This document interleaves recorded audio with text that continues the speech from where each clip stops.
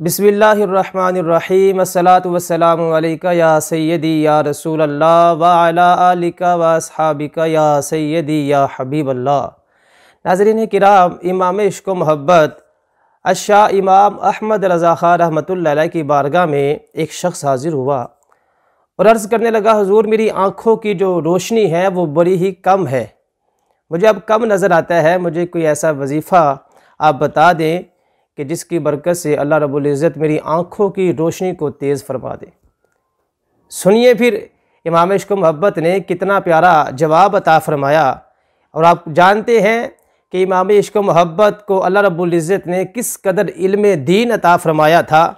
55 से ज़ायद उलूम में महारत रखते थे आला हज़रत रहमतुल्लाह अलैह। आला हज़रत रहमतुल्लाह अलैह का बताया हुआ वजीफ़ा आप तक पहुँचा रहा हूँ।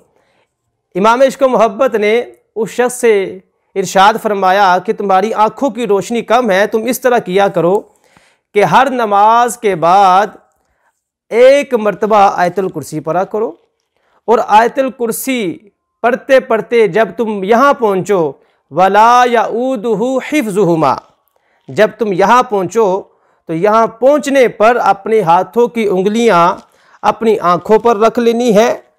आँखों पर रखने के बाद 11 मरतबा यही कहना है, वला यऊदुहु हिफ्ज़ुहुमा, वला यऊदुहु हिफ्ज़ुहुमा, वला यऊदुहु हिफ्ज़ुहुमा।